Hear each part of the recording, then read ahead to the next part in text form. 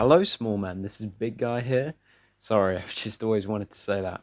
The other day I was sat around being distracted instead of editing, and like everything seems to, I eventually ended up watching YouTube Shorts.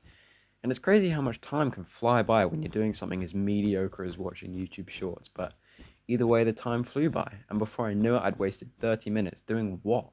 What had I accomplished? But this isn't anything new. I've had a hatred for YouTube Shorts since they came out, seeing as it's just TikTok with extra steps. Whenever I seem to take a break to watch some YouTube, I always end up back on the brain dead hive mind that is YouTube Shorts. But yesterday I came across one short that, for once, had something interesting to say. It was a clip from Harry from the Sidemen. I don't know where it's from, but essentially he said how 30 minutes a day on TikTok means you waste like 2 weeks of your year. And yeah, that's a scary statistic for sure, but I'm not exactly surprised. But then he said after, the next TikTok he watched said, "Can you even remember the last 5 TikToks you watched?" And as I sat there and I realized what had just happened, I too tried to remember the last 5 YouTube shorts I'd watched. And I realized I just couldn't. I was genuinely too brain dead to remember the last 5 minutes of my life. And that made me realize that something had to change.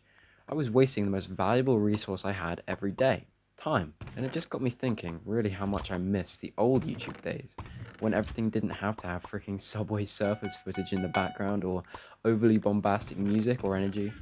We have such little energy and patience as humans that one of YouTube's main statistics, if you make a video, is how many people made it to the 30-second mark. And generally a good statistic for this is about 50 to 70%. But I'm just thinking, how the hell have people seen the video, thought it looked good enough to click on, watched like 40 seconds of unskippable ads, because that's just YouTube now, and then 30 seconds in gone, nah, this is whack, I ain't watching this. How does that even happen? The entirety of YouTube has had to change to match the high energy screaming subtitled loud music intros just to keep people freaking interested for 30 seconds. It's genuinely sad, and the problem is the more YouTubers that do it, the more people have to do it. If you've got all these famous YouTubers doing the same style of intro, it means that this is the new normal. It's coded into us as viewers that this is what we have to do to get views and this is what we want to see. And the saddest thing about this is that it makes a super high barrier of entry for YouTube. I bet my bottomest dollar that thousands have been turned off by the idea of YouTube and just having to compete with the editing style of content we have today. Or maybe they aren't discouraged and upload what they want to anyway for it just to flop, and for YouTube to reinforce that all they want to see is the same old thing. But despite this, people try anyway, and if you look hard enough, I'm certain there's thousands of talented creators who just never get the spotlight they deserve, even if years ago they would have blown up because the YouTube meta has just changed that much. What happened to Let's Plays, man? What happened to simple things like the simple times, just playing games with the boys? And we have that now, sort of, but everything has to be this huge event with stakes and prizes and subtitles for everyone, and the worst part about it is that none of it feels genuine. It all feels like a business transaction, and I hopefully speak for a lot of us here when I say I'd rather see a funny video hanging out with the boys than a competition between them for 10,000 Robux or whatever. We've been in a state of evolution on YouTube for the past 4 years or so, and it's felt like we've been changing, and change is good. Change is natural and it has to happen, but that doesn't mean I can't dislike the way it's changing. There are glimmers of hope that the old style of content can survive on this platform. For example, the two main inspirations for this particular video, the new Tom channel and the Weekly Slap.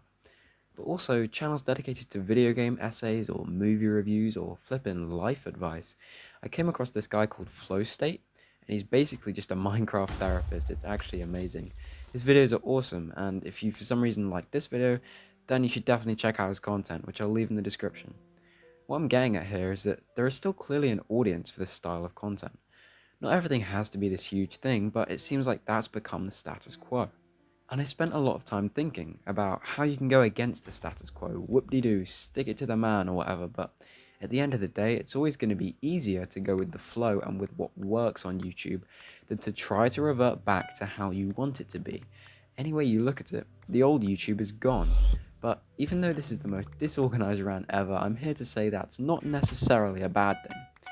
Imagine it like this, right? What we had back on YouTube is the PlayStation 1, right? Absolutely classic, amazing console. It paved the way for gaming as we know it. But Now, YouTube is more like a PlayStation 5. It's evolved and objectively it's gotten better. You can do so much more than you could. I think a lot of the reason these videos weren't possible sooner is that spending this much money and effort on videos wasn't feasible. You know, YouTubers just didn't get paid enough and didn't have the following to do these types of videos. But in the last 5 or 6 years, being a YouTuber is more than just a valid option now. People aspire to be one. Hell, I'm aspiring to be one right now. And thanks to all these new eyes on YouTube, it's made so many opportunities possible for thousands of different creators. And because of this, there will always be truly original creators, right? I mean, think of Ryan Trahan's Penny series. He's not spending tons of money every video, he's not giving away thousands, he just created 15 minutes of funny, heartwarming content that truly provided a service, raising money to help those in hunger. The setup for this series probably wasn't what you would have called the YouTube meta at the time, but it worked so much so that it's inspired this new change. Do you see what I'm saying? That you can, in fact, go against the status quo and potentially innovate to a whole new level where you, in fact, create the standard on YouTube. It seems wild, but it's the truth. So what am I trying to say in this just giant mess of a video? Well, it's that the old YouTube is gone. There's no arguing with that. Let's plays and commentaries that aren't hyper-edited or scripted or subtitled probably won't see major success. There is definitely an element of having to accept these new changes. It's not that anyone's forcing you to get good at editing, but it's more or less become accepted and expected if you want to make it big. And although I don't necessarily agree with this, it forces innovation, and that is the silver lining in all this. Change is a good thing. I'm telling me this as much as I'm telling you, and hell, in 5 years the YouTube meta might be taking a dump in every state in America for 24 hours. But at the end of the day, boys, make what you want, because there's still thousands of people like me in dedicated communities who will watch what you want, even if it's not the big thing on YouTube. Thanks for watching this brief intermission in your life, and take it easy. Until next time.